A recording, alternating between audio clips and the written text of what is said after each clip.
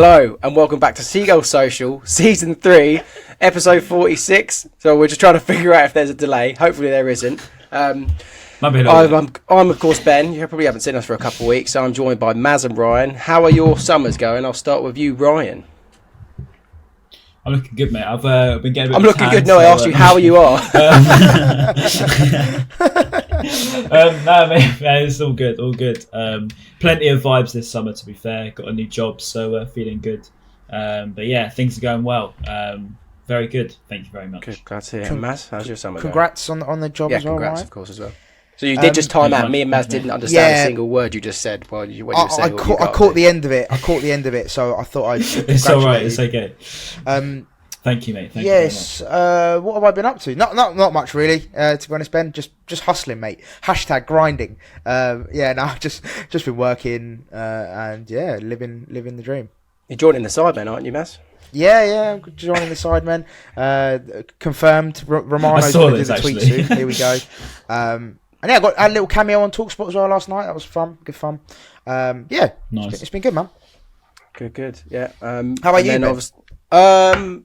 Yeah, not too bad, really. I was very ill last week for some reason. I've been so ill this year. It's been really unlucky so far. I know. I was going to say, I actually feel like every time we spoke, it's like I've been ill like last week. And then I'm burning the candle. It's like a really weird cycle. Yeah, I don't know what's wrong with me, but I literally had every symptom under the sun. I think it's called a come down, Ben. I don't know. I think I'm going through one right now, mate. I'm sweating out. To come down from the toilet, I've just been Anyway. That's grim. Anyway, yeah, last week was grim, Ryan. But no, other than that, it's been good. Yeah, just burning the candle at both ends. Hopefully not going to be doing that too much soon, but we'll see how that goes. And in terms of Brighton, we've kind of had a very good start to the summer transfer window, I'd say. Got a few decent signings, a few boys linked as well, which we'll be talking about. Obviously, when we uploaded our latest episode, we had actually recorded that at the same time as the previous episode. So we haven't filmed for like probably 4 or 5 weeks. Since then, quite a bit's happened, including Alexis Mac Allister actually left. We never actually spoke about it. So, Ryan, what are your thoughts on him going to Liverpool, going to that club in particular? And also, how do you think he will do at Liverpool? Do you think he'll be a flop? Do you think he'll go under the radar? Will he be a big game changer for them? What do you reckon? Very weird choice, but I do sort of get it. I think it's weird in that it's to a team that's still in the Europa League, the same as us. That was always been a bit of an odd one. But at the end of the day, it's Liverpool. They're a massive club, probably the biggest club, one of the biggest clubs in England, if you include United. So I think, at the end of the day, he's going to a very prestige club. He's going to be recognised by the global scale. And he's going to be put on a platform, so I get why he's gone. For the price we obviously got is 30 million up front, 55 million all in. It seems a little bit low. But then at the same time, I looked at it in this way, and this is almost a bit of a counteract question to your question of 55 million all in. Say it all comes through, and before the World Cup, and before he sort of became this sort of global superstar that is.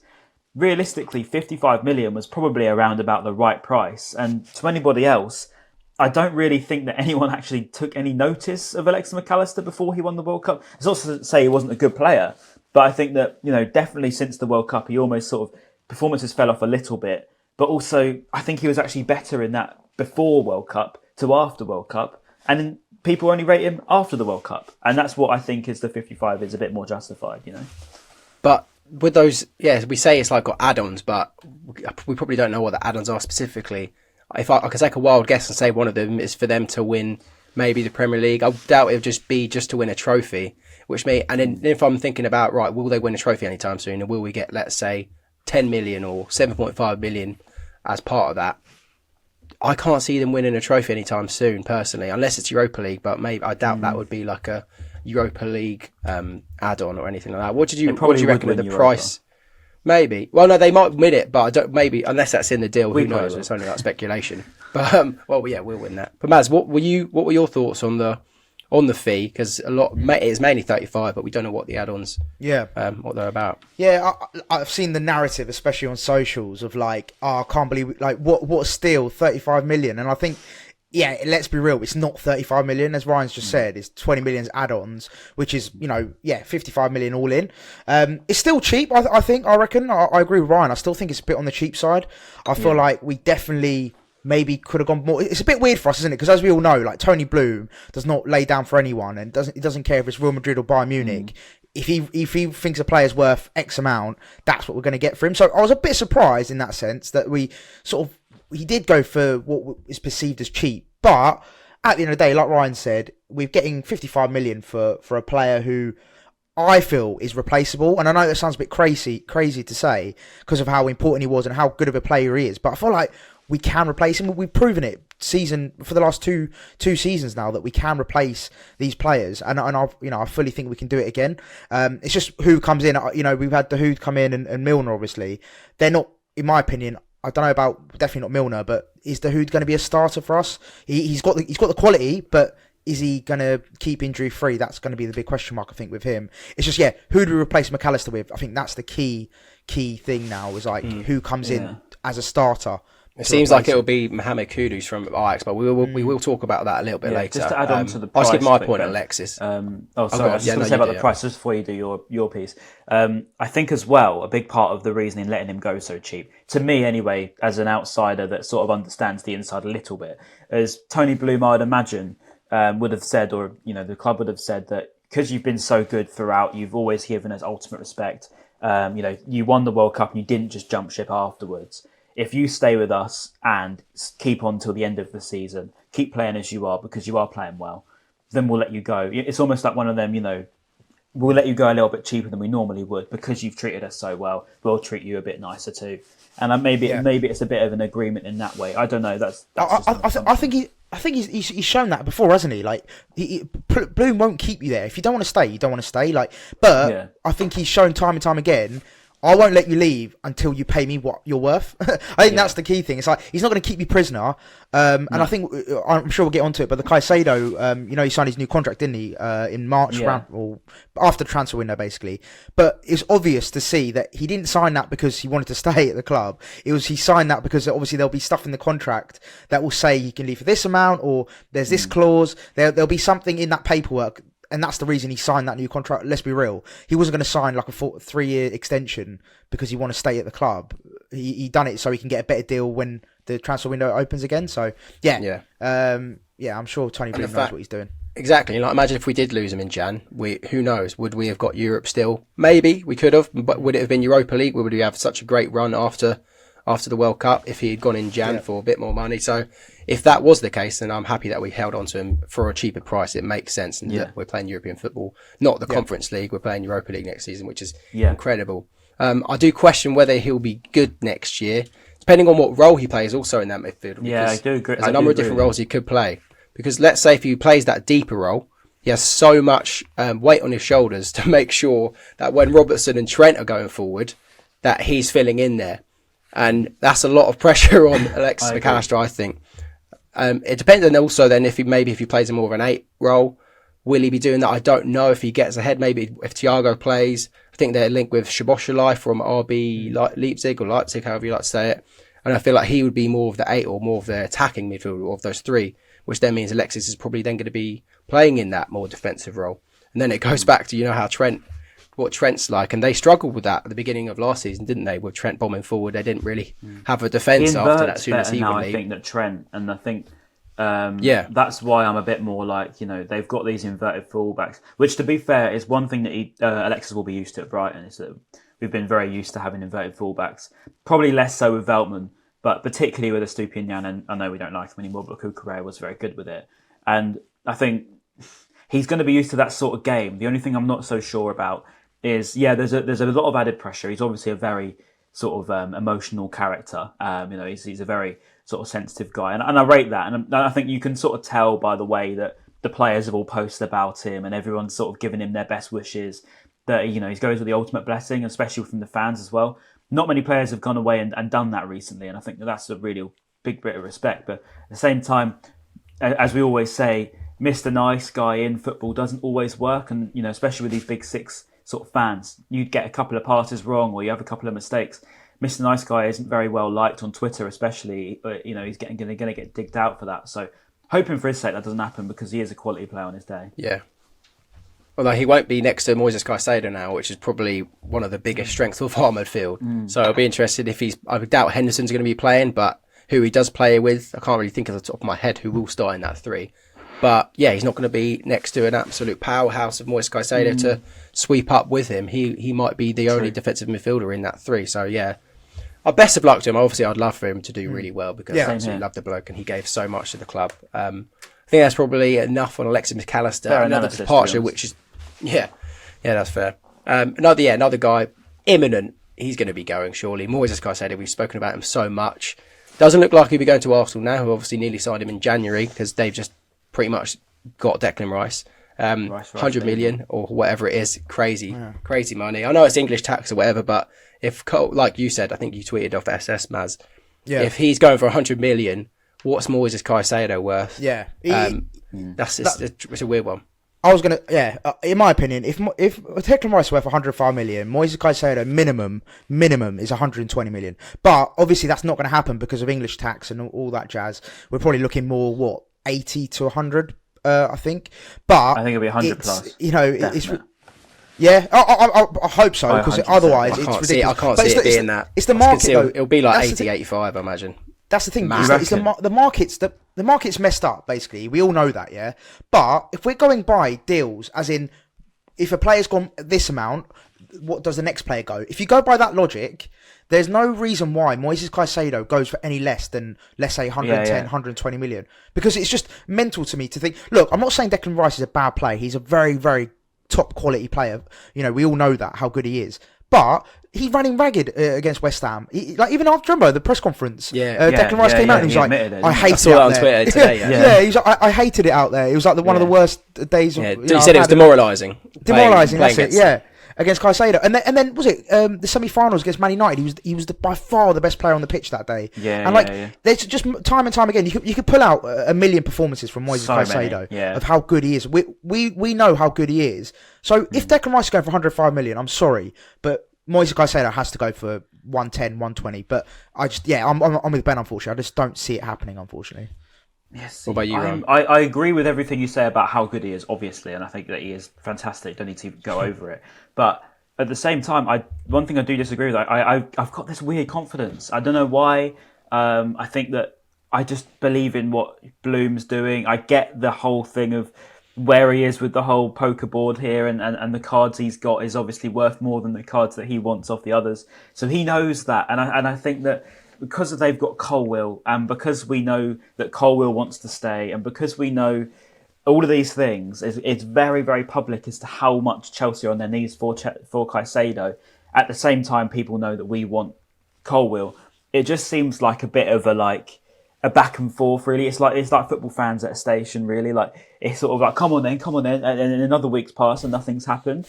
And the only reason I think is because obviously, and I do think because obviously the price tag is so high.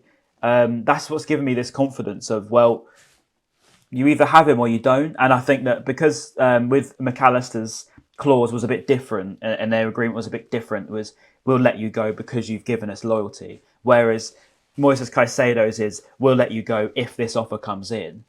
It gives us more leverage because if that offer doesn't come in, then we have no obligation to let him go. And for me, that gives us the ultimate power. And all the time that Colwill wants to stay here, which he's made pretty well known, particularly to people around the club, it makes you think, well, how can we be the ones that are going to lose in this situation? But that does give Chelsea a bit of an advantage. I know Colwill wants to leave, but the fact that we want him and they have him, that gives them a little bit more power in the deal as well. And they know that we don't want to do it. I know, but I think we're very set. It seems like we're very set on Colwill, and I know I am, and probably a lot of the Brighton fans are. Oh yeah, of course we are. Because we were so attached to him last year, and we can see how good he will be. And the fact that he's been so outspoken about wanting to be here, that's why we really, really want him. But my thing is, though, so what was it? We bid, was it 40 million for Colwill? Got rejected, or was it 30 million? I don't think the 40 got rejected. I think that's what I was trying to work out. Oh, really? Because unless I've gone mad, like maybe I have. It was just laughed at, it wasn't rejected. But this is the thing, right? So, So this is the thing, right? So Colwill, let's say they value him at what, 50 million? I'm assuming sort of 50 million plus Chelsea. Yeah. If let's say if he becomes part of the deal, well then Caicedo, let's say we value Caicedo at 100 million plus. You're looking at a 50 million plus Caicedo for Colwill. But I don't know. I doubt they're going to do it as one part of the deal. I reckon they're going to do it separately, just because I think that's probably how they want to do it. Just apparently it helps manage the books as well. Helps get with a few financial things when it's a player swap, you don't. Yeah. Well, we've seen Chelsea. They're signing 8-year contracts, and just want to also mention of Chelsea, because Maz has only got 10 minutes left of this podcast. On Chelsea and on Colwill and Moises Caicedo, how dodgy is this Chelsea Saudi thing? About they had that meeting a month or so ago, ridiculous. And then they've sold 3 players of massive wages to Saudi. So dodgy. And then on top of that, yesterday, Strasbourg, I think they might be German, who are owned by like Blueco, which is heavily involved in Chelsea and both the clubs. Strasbourg are interested in signing Sarr, and it's basically just Todd Bowley bidding to himself, sending himself an email. It won't last. Obviously, it's not that specific, but it's just so dodgy. How dodgy? Yeah. Because if it keeps going that way, it won't last. It won't last. Sorry, man. Yeah. Well, no, you're good. It's just Chelsea. Do you know what? One thing I will give them props. Yeah, fair play to them. This transfer window, they have been excellent. Like, you look at Mason Mount going for 60 million with a year left on his deal, is like amazing, good business. Like they've let go so many players to the Saudi Pro League, and they are getting a lot of money in. Of course, they've spent a hell of a lot. Like, they spent silly money on Mudryk. They've spent a lot of money elsewhere, but they're getting loads of it back from Saudi Arabia, which is so. It's obviously super dodgy. That's like, even with the man, I don't know. Yeah, go on, Ryan. This isn't sitting right. Yeah, no, sorry. I was going to say, I agree with you, Ben. I think that I don't know if it's going to stick. Like, all of a sudden, this guy from America's come in and does some crazy things over the past year, has then claimed he's got this sort of massive loophole and tricked the whole of any CEO or any senior in football history in England, that this guy from America knows that no one else does, because he can give an 8-year deal that everyone's done on Football Manager anyway.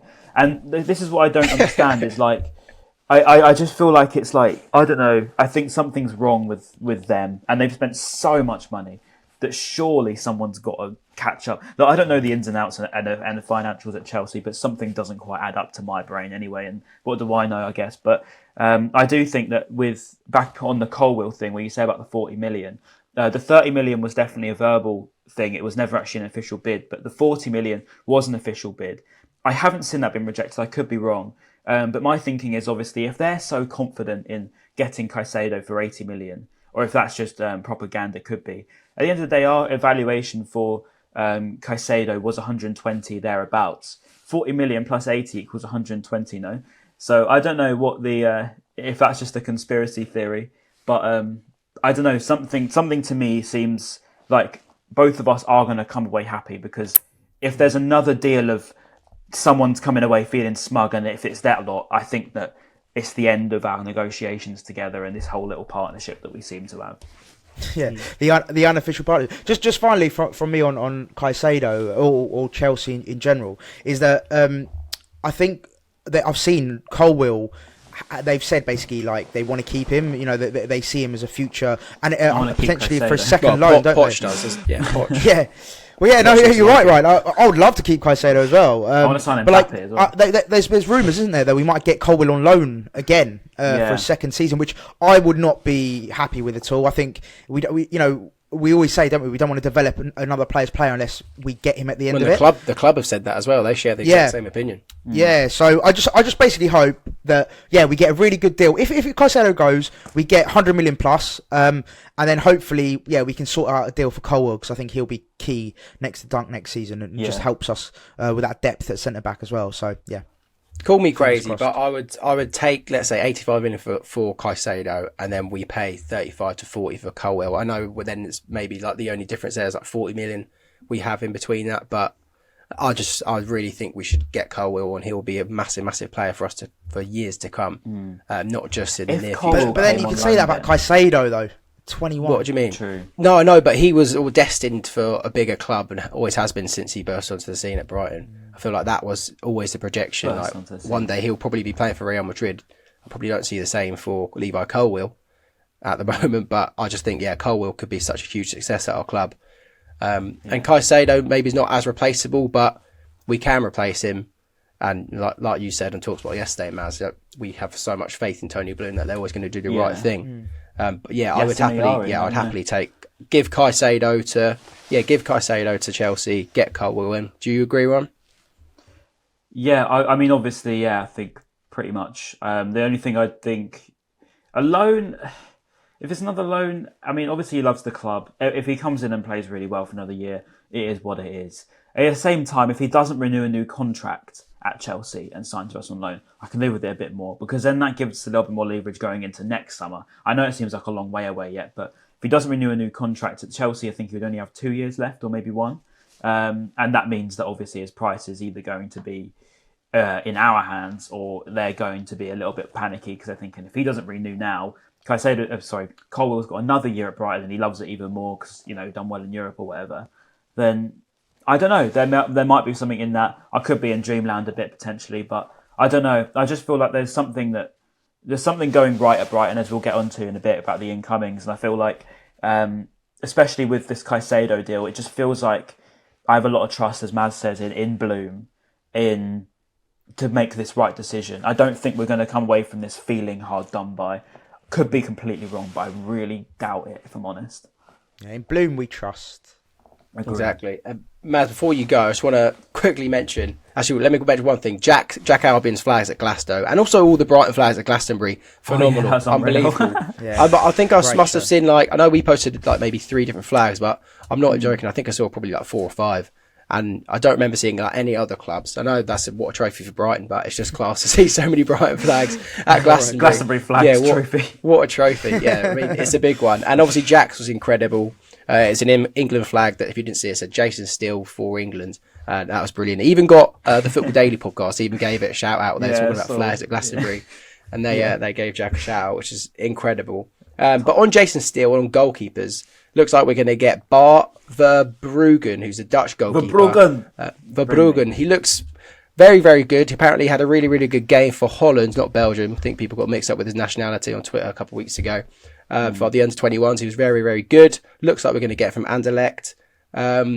Does he, Mads? I know we probably haven't seen too much of him, big old Bart. Does he start ahead of Jason Steele? But does Jason Steele deserve to be dropped? Yeah, so this is my thing. I think you have to go with Steele until he basically proves you wrong, in the sense of he has to go out the team. Do you know what I mean? Does that make sense? As in, you basically has to give you a reason why to drop him. Yeah. I think it's so unfair to, especially off the back of last season, how he came into the team sort of halfway through the season and really proved his worth and had some really standout performances. I think it is extremely harsh. However, when you buy in a talent like Verbruggen, who's clearly very talented, he's under 21, Netherlands international, looks a really, really good goalkeeper. I think his stats were brilliant last season. I'm not going to claim I watched him week in, week out, but he looks good from what I've seen and what I've read about him. So I think you've got a quality goalkeeper that's sort of ready to go. He's ready to take his chance when given it. But I think it'll be extremely harsh to drop Steele. So to answer your question, I would start Steele for the foreseeable until he gives you a reason to drop him. And then finally, I do think it's a bit weird though. For example, that we signed such a young, exciting keeper when we've had a Carl Rushworth who's and even who's in the England squad, under 21 squad. I know it doesn't start, but he's in the England squad. It's weird that do we not think he's good enough, Carl Rushworth? Do we not think he's ready to replace Steele? It just it makes me think about the club players that we do have at the club. Clearly they don't rate them or whatever, and we know Sanchez is outgoing.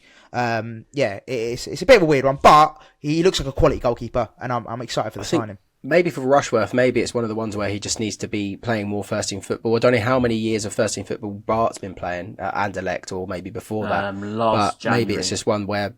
I think. What, was that where he came into the team?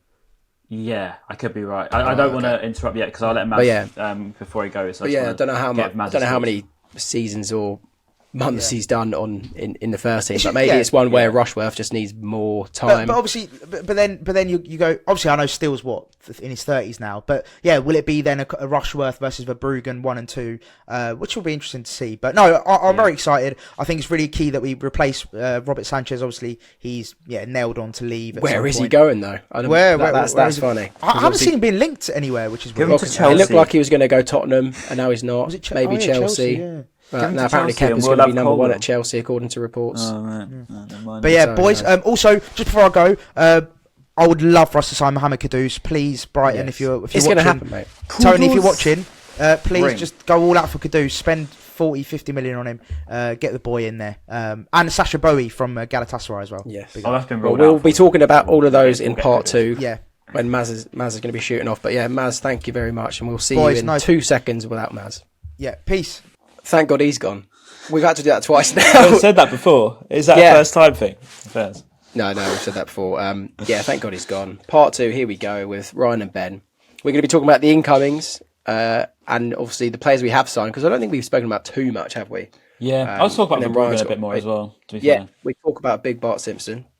Bart Simpson. Because his first name is Bart, if people don't know. Really good joke. I'm excited for him. I'm excited for a nice young keeper. Another wonder kid, classic Brighton that is. Looked like a few other big clubs were interested in him, including Burnley and Man United, 2 massive clubs. Huge clubs. But it looks like we're getting him, and I'm very happy about that because Sanchez obviously done brilliant for us, got us where we are. Helped. There was a massive pivotal moment when Matty Ryan left, and we finally got a very, very good keeper.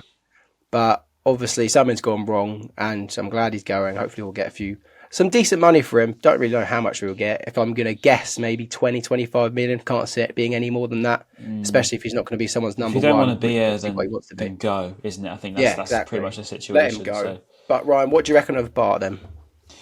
Yeah, it looks good, mate. I'd be lying if I said I knew loads about him before.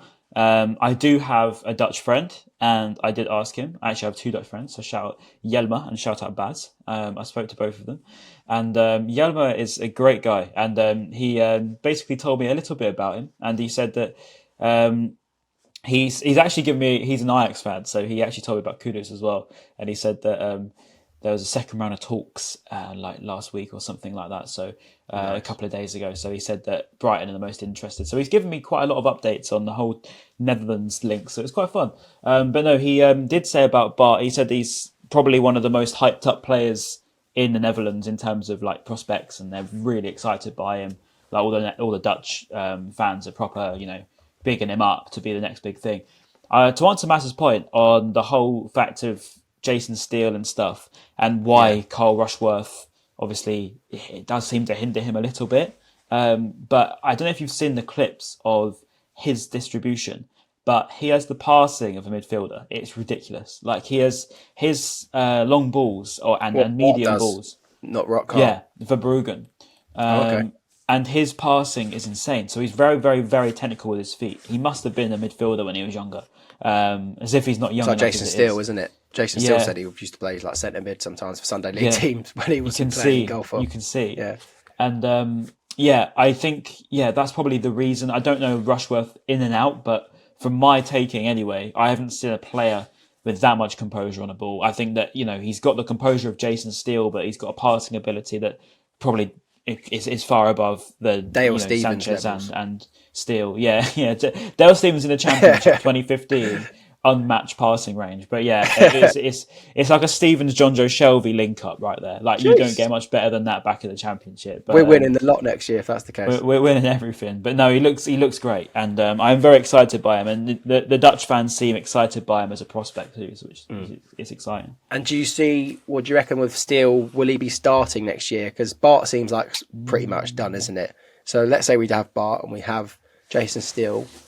I agree with Maz. I think it would be unfair to drop Jason Steele all of a sudden for Bart, but De Zerbi wouldn't write De Zerbi off for making a big decision like that. No. Especially if you're going to do it, you do it at the start of the season, and it depends. Yeah, I think that's probably when you would have to do it rather than just randomly doing it. And like Maz said, it's until Jason Steele makes a mistake, which is quite unfortunate. But that's when, a football manager like myself on my video game, that's what I'd be doing. As soon as they make a mistake, he's gone.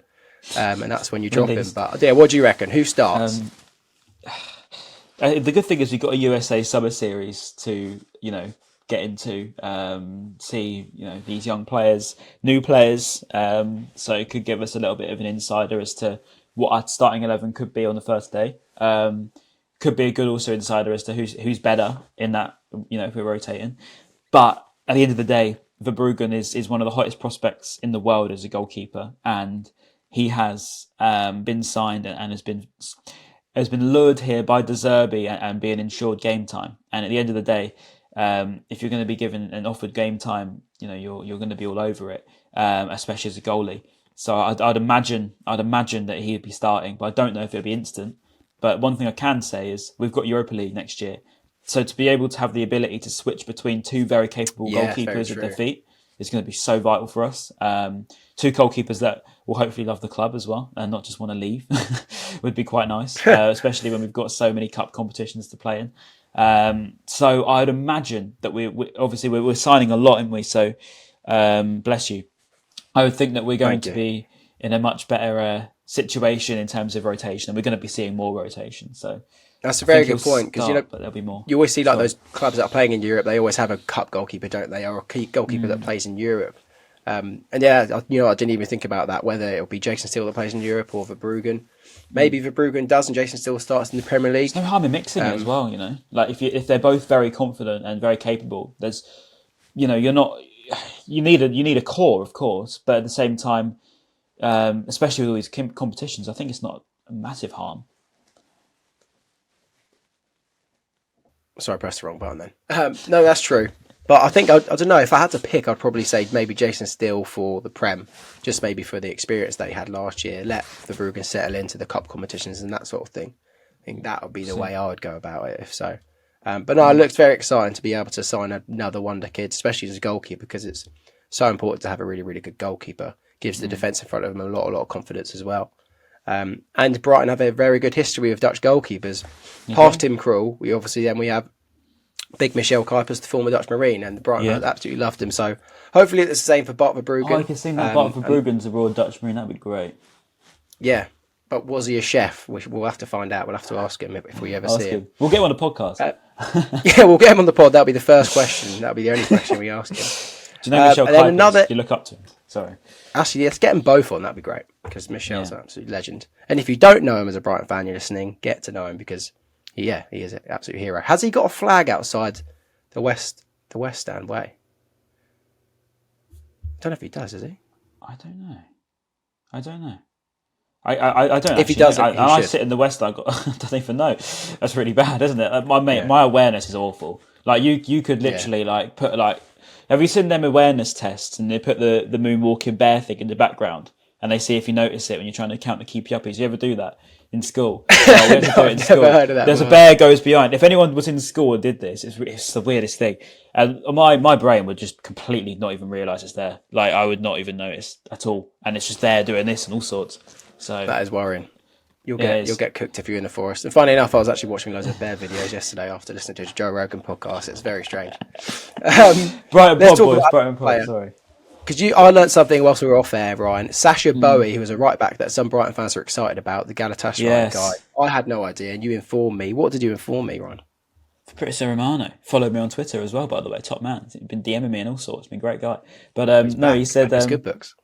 Yeah, back in the good books. It's all right. But shout out Fab. He's all right. He definitely listens to this. And Sasha Bowie ruled out the move, didn't he? So I would think, to be fair to Fabrizio, he has been pretty spot on for everything Brighton related this summer. So I would say, he's not coming. Looks like Livramento could be a good potential though. And obviously we all know Tino very well. For obviously the ACL injury that he suffered at the Amex, and then the actual comeback he had at the Amex too, which is quite crazy. But yeah, maybe a move for him. But there's a heavy price tag of 50 million from Southampton, and obviously Newcastle want him. That's ridiculous. 50 million's insane. It's like they're putting 50 million on all of their players. They put Lavia. Maybe I can understand. They've said they want 50 to 55 mil for James Ward-Prowse, which is baffling. That's mental. He is not worth that sort of money. I'm sorry. Good player, not worth 55 million. £20 million for a free kick. Maybe. Yeah, for a set piece merchant. No, he's more than that. But yeah, Tino Livramento, he was the one that he was my shout for a transfer in maybe an episode ago or 2 episodes ago. Yeah. And it's good to see that we're going back in with him. Newcastle put in a bid of 12 million, I think, last week, which is it's quite funny, a bit disrespectful. I can't see him, probably not worth 12 million, but it could have soured it, in fairness. That's why, wasn't it? The Athletic said that Brighton aren't out of the race regardless of Newcastle's stars. Yeah. Which I'm absolutely buzzing with. But the only issue, Ryan, he is the injuries again, which we've had with Tariq Lamptey. True. He is very talented boy. Me about him. He was probably the only one that him and Tariq were so close in being the best in the Chelsea academy. But I would, I don't know. I would have him, but then the 50 million. No, I wouldn't spend 50 million. Definitely not. No. I think maybe 30 max, 25 max. I know Southampton 25 I can see. Laugh, but I think it's hard to see us going much higher to a player that's been out for a year and a half or a year and a bit. It would be a big bold move, which I wouldn't put past us in fairness. But injury prone players we could do without, especially with our current injury sort of squad that we've got. We'll see. I would like him. I don't know. I'd have to disagree. I don't know if Brighton would be the club that would take a punt on an injury-prone player like that. I know we have maybe with Dahoud, but he comes as a free transfer. Lallana, Welbeck. I don't know. Yeah, but they're frees. Maybe 25 million. I'd absolutely take him. But then, what does that mean for Tariq Lamptey? He has been struggling coming back into the team. Joel Veltman's been obviously very, very brilliant. I do feel for him because he had the weight put on his shoulders and he really, really took it to everyone and showed how unbelievable he was going to be. And then he got injured and it was heartbreaking to see because he was so good. Linked with Bayern Munich, and people were joking about having Tariq Lamptey and Alphonso Davies or wing back, saying it should be illegal. And now, he's been struck by a lot of injuries and it's so sad to see. And I would really, really hate to see him leave the club. Yeah, same.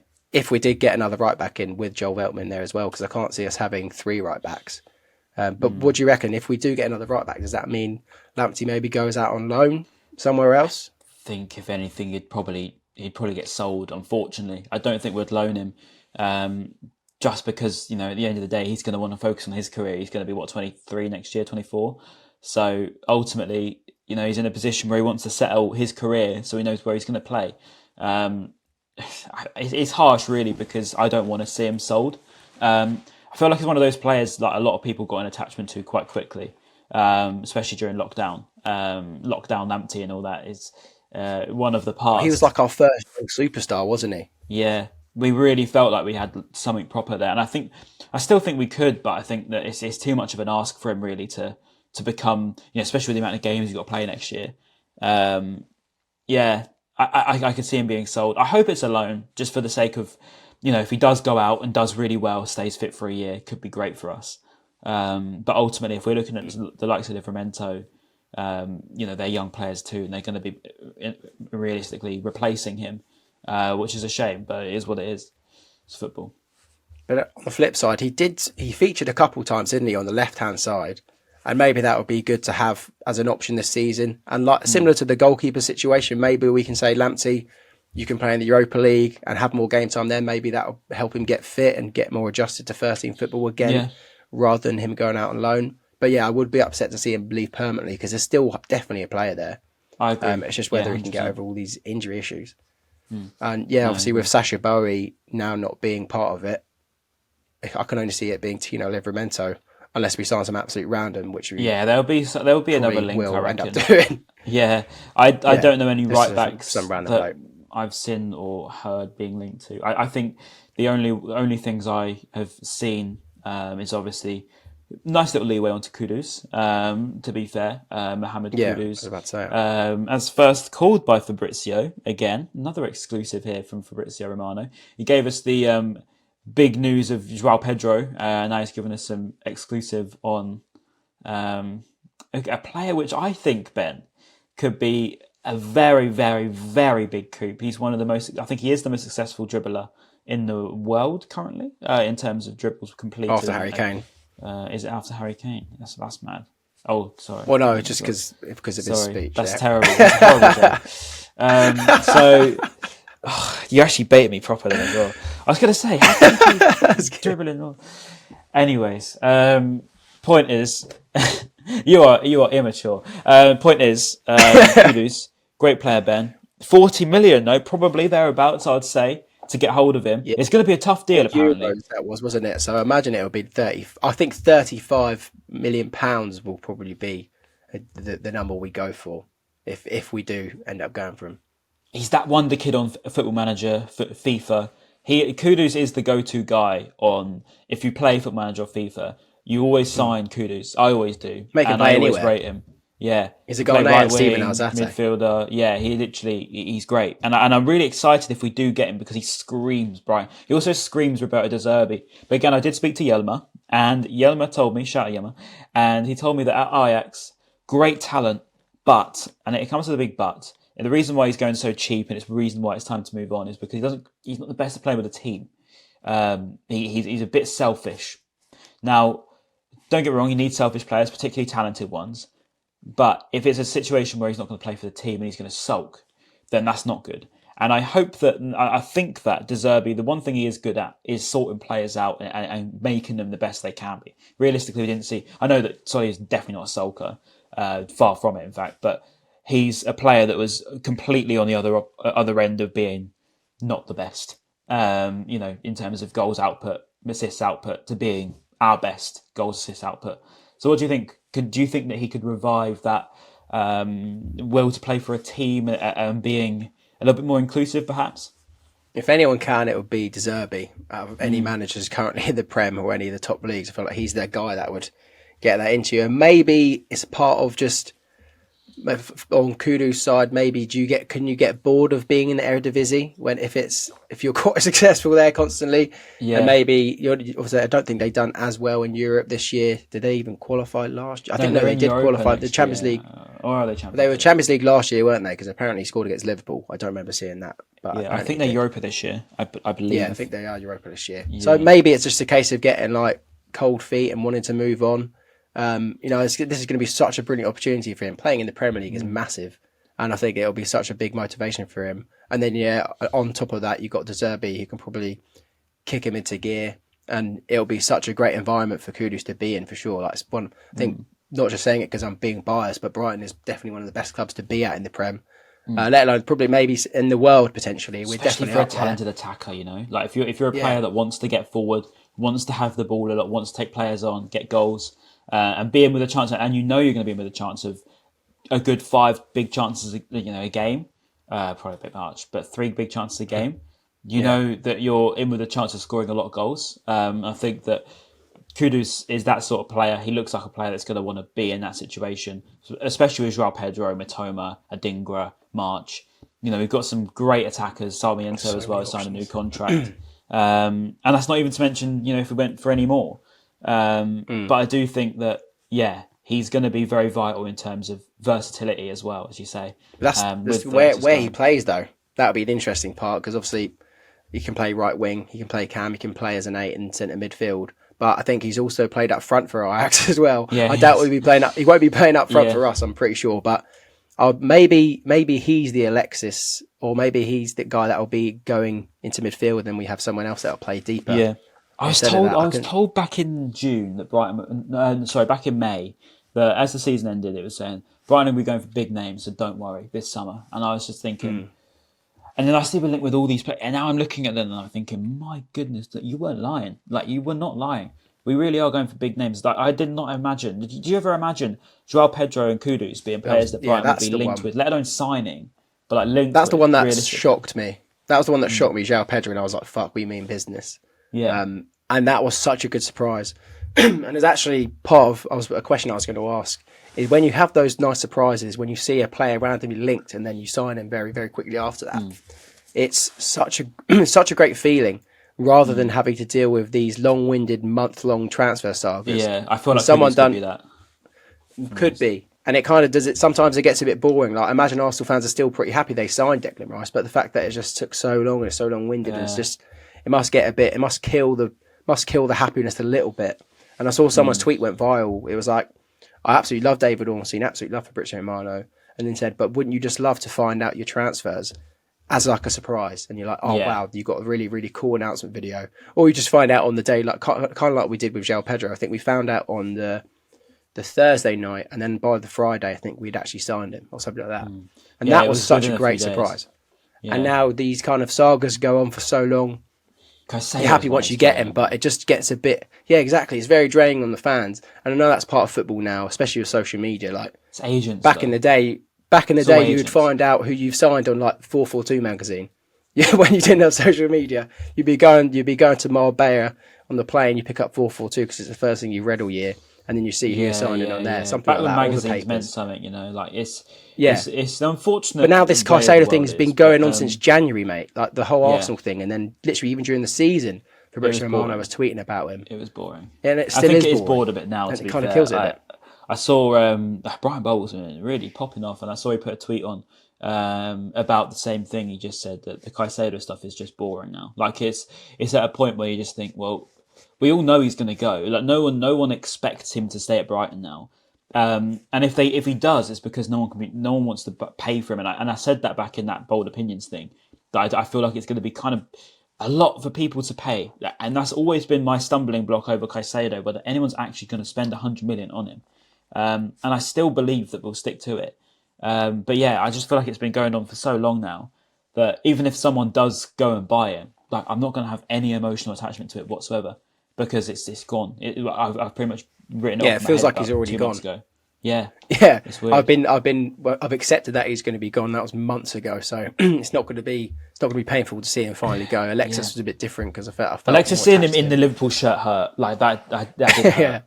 When I saw him in red, I was like, nah. What number did he take? Didn't he take one? He took number 8, didn't he? 10. Was it? Or 8. Oh, he took 10. 10. Did he take 10? Yeah. Yeah, I think so. Wait, no, did he? Because I think he might have taken 8 because Naby Keita left. Maybe. Okay. Yeah. No. I think you are right. I just remember seeing. Oh no, that's right. No, it is 10. But the reason why I done it is because I had to make a graphic for work, and it was Gerrard and Alexis. And Alexis said he didn't want to take the 8 because he felt it was too heavy because of Gerrard. He said he wanted to show more respect to Gerrard and leave it and not take the 8. That's not the best thing to say, is it? Well, it's throwing shade at Naby Keita. Yourself, shouldn't you? No, he's throwing shade at Naby Keita for suddenly taking the 8 straight away as soon as Gerrard left. If someone believed in me enough to sign me up. Right, say One Football came in and was like, Ryan, we think you are like, I know that you haven't got like the most followers out of like people with millions, but we think you could be the one that has 3 million followers in a year. And I'll be like, okay, I'm not going to go there and be like, no, you got the wrong guy. Get someone else. I'll have 1 million followers, but I'm not getting 3. But then, it might be a South American thing. So I'm trying to say they're more attached to number 10 with lots of Pele and obviously Messi, Maradona, and that sort of thing. I think 10's a big number for South America. I get that, but I'd still go in there and be like, yeah, come on then, yeah, I'll do that. I can do that. I believe in that. Like if you're telling me you believe in that, why shouldn't I believe in it? Maybe that's where your point. 20 minutes ago, and you're saying about that's actually quite being weird. Mr. Nice Guy situation. Yeah, Mr. Nice Guy thing. Don't be too humble because sometimes you need to have that arrogance. You know, you need to go in and even if you don't believe it yourself, if you put it into your head, then you will believe it eventually, and it will happen because that's how the power of manifestation is. But I think that if you're going into something like that, it's especially a big club like Liverpool, and you're going in instantly saying I don't want the 8 because Gerrard is a bit scary. Unless maybe it was a thing just to and also to appease Liverpool fans to show that he knows about the club and that sort of thing. Could just be that. Who knows? How did we even get onto Alexis's number? I don't know. Sorry, this is such a sidetrack. But to be fair, it's been a good conference. Oh, go on. You had something. Another technical error from Ryan's behalf, but hang on a minute. We're back in. This right. I've got a really cheap thing off Amazon, right? And the thing is, because I have to plug in my mic transmitter thing. Every single time I even go close to it, it just goes. Tsh. So like when you've got your headphones, you're trying to balance it so that you can just about hear it, and then as soon as it's gone, kids nowadays won't get it because they've got AirPods. When you have to try and get the thing to balance, and without it, it's going to go. Yeah, I've got that situation. It's really annoying. But yeah, technical errors, and always with Ryan. But we'll move on. I don't know how we got into the number thing, but we've already said that. I wanted to talk about players that we already have signed because I don't think we spoke too much about Joao Pedro. Obviously, Dahoud. I think we spoke about James Milner. I did joke just then off air about Alex Oxlade-Chamberlain, if you remember from previous episodes. Where is he? Apparently, a barber, my mate's barber or photographer, I think it was, told him that he was going to be signing, agreed a deal. Who knows? Maybe it will happen. Maybe it will be a surprise. What about this photo on Robert Sanchez's story then? With Danny Welbeck and none other, you got the light in the way, none other than Alex Oxlade-Chamberlain. No way. Yeah. So I told you, mate, it's happening. Never know. You never know. Agent Welbs. If you are right, we could be getting some Little Mix halftime dance shows. So that would be great. Yes. Gully's Girls reformed. One thing I was going to say about Joao Pedro, it's very exciting. Obviously, there's the depth we've got in those positions, as we mentioned. One player I didn't mention, though, was Facundo Buonanotte. I didn't mention Facundo Buonanotte. I think he's a great player. He's got potential to be, anyway. He's a long way off, but he's got time. He's put a quote out when he first joined Brighton. It's via ESPN, and I'll read you out. It was windy and cold. With my agent, we were in a hotel overlooking the sea. It was getting dark at 3 PM, and I was thinking, where have I gone? I wanted to kill myself, but I didn't say anything. I was like, what? Obviously, It's a very, very out of context quote. And then it says, as the months went by, I got used to it. Now I like it better. I didn't know how much about the team, but then I started to get used to it. We managed to qualify for Europa League, which was the group's objective, so I'm very happy. Now we'll be back in a few days to prepare. It's like, had the cold weather. I don't think that's a real quote. I don't think he actually wanted to, But I feel Brighton Marina's not that bad, mate. I think that's where he was staying, wasn't it? Yeah, I think he means he saw it and he was like, "Oh my god, I wanted to die." Like as a joke. I think it was probably a throwaway comment, I wanted to die. Probably said it joking, literally. Not actually. Yeah, but no. The point of the matter is, I read that. I was like, what? But all the comments obviously are laughing, saying, what? It's not that bad. But the good point is, it means he's settling in. It means he's getting into life here, and obviously settling into the temperature. It always goes to prove, doesn't it, that these young players coming from South America got a long way to go before they actually even get into the culture here. If you know what I'm trying to say. But Joao Pedro, Ben, talk to me. How excited are you to see 30 million plus potentially 5 add-ons? Was 30. It maybe 35? All in. Big signing. So excited, mate. So excited. And he's another versatile player as well. Can play as a 10, can play in the wing, can play up front even. And even Glenn Murray, I think there was a great quote from Glenn Murray recently about when he was at Watford and Joao Pedro was there as well. Apparently in the first week he actually phoned the club saying, you need to sign this boy. This boy's world class. He's going to be brilliant. And then obviously 2 or 3 years later, he's actually at the club. It's just quite mad that Glenn saw it and phoned us up straight away. Didn't phone up Crystal Palace, by the way. Phoned up Brighton, which I thought was quite nice as well. Well, maybe he did phone up Crystal Palace and you didn't mention it, but I think it probably was just Brighton. He did both. Yeah, he might have done both. But no, I think that was incredible. And now he's here. I'm so excited to see him. He looks so sick. Looks so good. I'd just be interested to see where he plays, because he won't be playing on the left if Karen Matoma's there. If Kudus comes, whether he'll be playing on the right or whether he'll be playing in the middle. And will we be playing with a 10 potentially, or maybe a striker just off of Evan Ferguson? Who knows where he plays, but wherever he does play, I'll be so excited to see him play. A Brazilian playing for Brighton is going to be so cool. I know Bernardo is really, really great at left back, but this is levels. Like, this is Joao Pedro, a baller, and I think it's going to be very, very good. I think, to answer your question, I did say on AFTV, I actually think it was, and I said about the position thing, and Brighton seemed to sign types of players, not positions. I think that's ultimately the most important thing. If you're a scout, you're not looking for a position, you're looking for a type of player that can play in that position. I think that because Joao Pedro is an out-and-out sort of striker, if you were to call him, if you were just purely basing football on positions, I think because we've got him as a striker, we've got obviously Ferguson's a bit more of a complete centre forward. This is what I'm saying. They're very, very different positions, even though by definition they're the same. So I think that because we've got Pedro, potentially Kudus, Mitoma's a bit more of a winger, March probably more of a winger, but then the rest of them are a little bit more of probably fluid. I'd say pretty much everybody else around that position is quite fluid. I think what we're going to see next year is a lot more fluidity up front. We're going to see a lot more sometimes Kudus is going to be on the right, sometimes he's going to be on the left, sometimes Pedro is going to be through the middle, other times he's going to be playing out wide. I think it's going to be a lot more fluid because that's what we're going to sort of have to do, because we're going to have to, I think, change Total the football, way that De Zerbi plays. like Ted Lasso, mate. Everyone will be playing everyone's positions, filling in. But I think that's going to have to happen with De Zerbi, because I feel like the pausa sort of became... I don't know. I feel like it will get worked out, because ultimately a lot of teams are going to now replicate. The Pep's now said that they're going to replicate. Obviously, I'm sure that Klopp will do the same.